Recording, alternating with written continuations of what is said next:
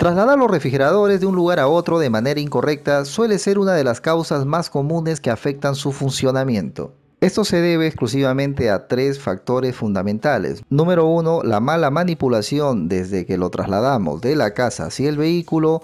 Número dos, la posición incorrecta en la que lo transportamos en el vehículo. Y número tres, los fuertes impactos que éste sufre durante su trayecto.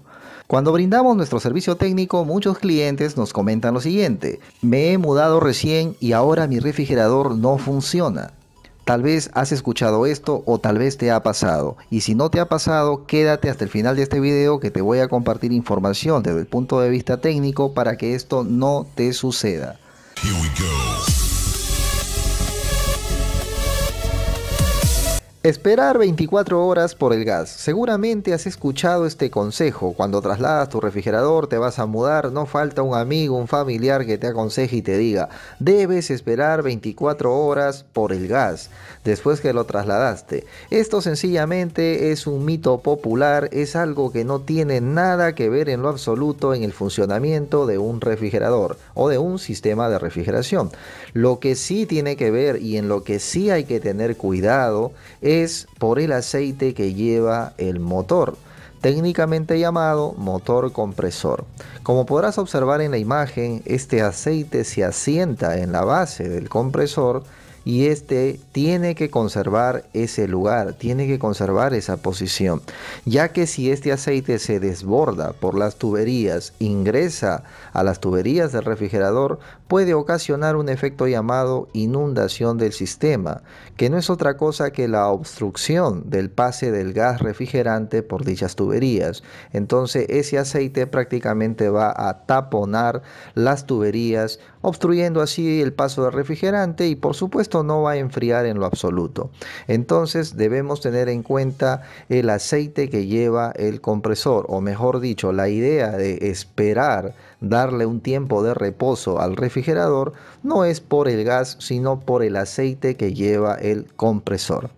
Como habíamos dicho al inicio de este video, esta información la vamos a basar en tres aspectos fundamentales que suceden al momento de transportar nuestro refrigerador. Vamos a desglosar entonces la información con esos tres aspectos. Empezamos entonces con el número uno, la mala manipulación durante el traslado desde la casa hacia el vehículo que lo va a transportar. En este punto te voy a compartir información que los mismos clientes me comentan. En ocasiones me han comentado clientes, sobre todo que viven en el segundo, en el tercer, cuarto, quinto piso, que han tenido que bajar al refrigerador por escalera. Me han comentado que lo han puesto inclusive hasta de cabeza al refrigerador. Y oh casualidad, cuando han llegado a su destino, han querido poner el refrigerador a funcionar y no enfría absolutamente nada. Sí sienten que el refrigerador enciende el motor, todo, pero no enfría en lo absoluto. Otro dato que me ha sucedido mucho en el servicio técnico es que cuando lo trasladan por espacios reducidos dentro de la casa, suele engancharse o suele atorarse los tubos o las tuberías que lleva en la parte de atrás, como puedes observar en la imagen. Estas tuberías no son más que tuberías del mismo circuito de refrigeración, o sea, por ahí está el fluido refrigerante o el gas coloquialmente llamado, está transitando por ahí. Entonces, ¿qué pasa si una de esas tuberías se engancha en algún objeto, en cualquier sea la parte que se puede enganchar o atorar o trabarse? Y cuando vamos a revisar nos encontramos con que la tubería ha sido fisurada o está rajada o ha sido, digamos, maltratada por algún tema en el traslado del refrigerador. Y eso lo hemos identificado que sucede generalmente en el traslado desde la casa por espacios reducidos, como por ejemplo va a pasar por una puerta. Pasa por la puerta casi justo. Me ha pasado mucho en ocasiones que lo tienen en lugares donde el refrigerador pasa por la puerta rozando, raspando los marcos de la puerta, y es ahí cuando se traba o sencillamente se golpean, y estas tuberías son muy delicadas. Así que hay que tener en cuenta eso cuando lo vas a trasladar, tratar de que esas tuberías no estén rozando ni raspando ni las paredes ni los marcos de las puertas por donde lo vas a sacar a tu refrigerador. Punto número 2, entonces, la posición incorrecta. Aquí nos vamos a extender un poquito más en la información ya que es un tema bien delicado. Se recomienda, por supuesto, transportar el refrigerador en su posición normal, parado, así como ves en la imagen. Esa es la recomendación absoluta. Pero va a haber muchas ocasiones en las que no vas a poder trasladarlo de esa manera. Entonces no te queda otra opción que acostar el refrigerador. Acostarlo, y aquí debes tener mucho cuidado, debes tener en cuenta lo siguiente. Habíamos dicho inicialmente que el problema está en el aceite que lleva el compresor, ¿verdad? Entonces, ¿de qué lado vamos a poder acostar el refrigerador y tener una cierta tranquilidad de que este no se va a inundar, no va a haber ese desborde de aceite por las tuberías? Aquí podemos observar que el motor tiene un tubito que está prácticamente aislado, está solo, está sellado, no está unido a ninguna otra parte del refrigerador, ¿verdad? Observamos ese tubito que está solo, que viene sellado de fábrica. Ese tubito se llama apéndice de servicio. Justamente es un tubito que viene sellado, que cuando se tiene que hacer algún servicio técnico, ya sea de carga de gas o de verificación de carga, se hace por ese tubo, se coloca una válvula. Para eso viene este tubito. Este tubito, repito, se llama apéndice de servicio.